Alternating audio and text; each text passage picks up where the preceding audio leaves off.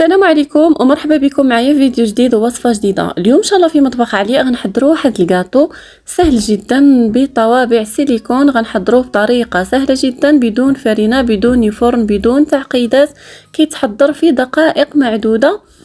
واكيد غادي تعجبكم هذه الوصفه وغتعتمدوها ان شاء الله في جميع المناسبات ولا الاعياد ديالكم. علاش لا؟ يلا معايا تشوفوا المقادير وطريقه التحضير. هنا كما كتشوفوا عندي الشوكولاته البيضاء غنقطعها على شكل قطع صغيره وغندوبها في الميكرووند ولا طبعا على حمام مائي حتى تحصل عليها سائحه على هذا الشكل، ونديرها في قوالب السيليكون كما كتشوفوا. انا عندي هذا المول او هذا الشكل هذا، وغنبقى طبعا بواسطه واحد الفرشاه غادي ندير الشوكولاته السائله ديالنا في المول ديالنا. غنديروها كطبقه اولى وبعد ذلك ديروها في الثلاجه تبرد قليلا، وغتعاودوا طبعا ديروا الطبقه الثانيه باش كتحكم معكم جيدا. هنا اخواتي كتبقاو تمرروا الشوكولاته ديالكم طبعا من اليمين الى اليسار وكتدوزوها على طوابع السيليكون وكتعاودوا طبقه ثانيه بعد ما كتبرد لكم الطبقه الاولى، وكتلبسوا ديك الشوكولاته ديالكم في المول ديال السيليكون بشكل جيد. هذه الطريقه البنات طبعا بعد ما درنا الشوكولاته ديالنا في قوالب السيليكون غنحتاجو 3 مكونات للحشوه اللي هي بسكوي. طبعا اي نوعيه من البسكويت بدون شوكولا كطحنوها وكترحيوها، كتضيفوا واحد الكميه ايضا او واحد الزلافه ديال الكاوكاو محمص ومطحون، وواحد الكميه ديال الكوفريط نفس الشيء او نفس الكميه مطحون طبعا. وكتبقاو تخلطوا هاد المكونات بالكراميل، اي نوعيه من الكراميل.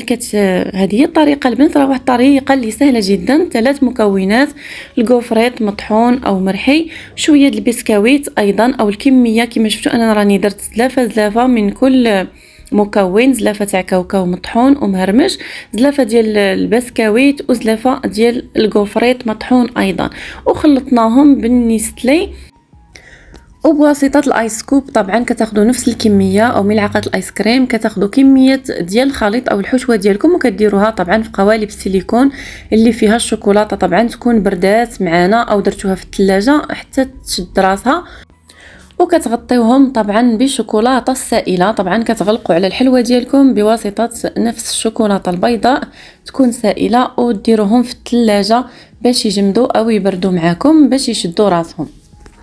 بعد ذلك البنات هنا كما كتشوفوا عندي هاد لي ترانسفير، طبعا هاد الديكورات لتزيين الحلويات. عندي هاد ترانسفير مكتوب فيهم عيد مبارك، غادي تلقاوهم البنات عند اللي كيبيعوا لوازم الحلويات، فيهم اشكال جميله وعديده.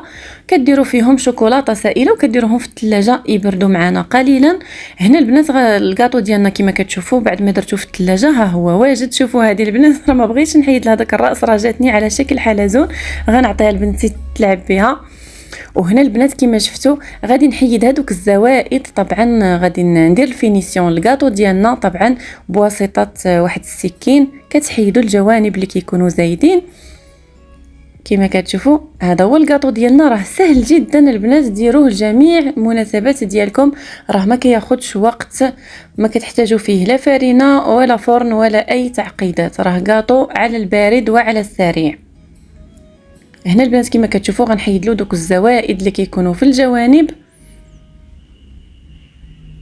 وغادي نواصل نفس العمليه لجميع القطع ديال الكاطو ديالكم.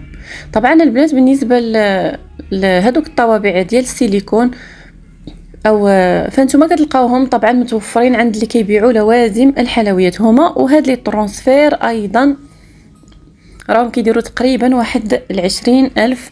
هنا في الجزائر كيديروا تقريبا 20 حتى 25,000. طبعا بالدرهم المغربي كتكون تقريبا واحد 15 درهم ولا 12 درهم ونصف. طبعا بالنسبه للبنات اللي كيسولوني دائما على الاثمنه، هنا كما شفتوا بعد ما بردوا لي هاد لي ترانسفير راه جايين على شكل وريقات، غنزين بهم الكاطو ديالنا. طبعا غندير لهم شويه الفينيسيون، غنحيد لهم الزوائد اللي في الجوانب، وغادي نلصقهم بواسطه واحد القليل من الشوكولاته السائله. غندير واحد شويه ديال الشوكولاته السائله ونلصقهم فوق الكاطو ديالنا.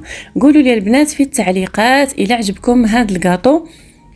راه في الحقيقة هاد الجاتو راه من أسهل وألذ الحلويات اللي جربت، بدون فرن وبدون فرينة وبدون تعقيدات.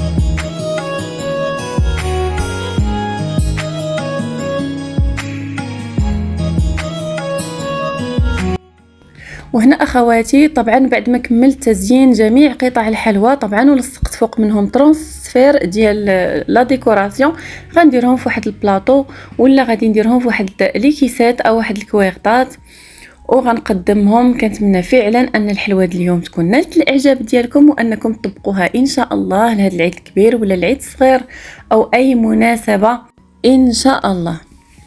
وطبعا الى عجبتكم الوصفه كالعاده ما تبخلوش عليا بزر الاشتراك ولايك اذا كانت اول مره كتزوروا فيها قناتي، وشكرا لكم ولتعليقاتكم ولتشجيعاتكم الطيبه. دمتم في امان الله وحفظه، والسلام عليكم في حلقه قادمه ان شاء الله مع وصفه جديده.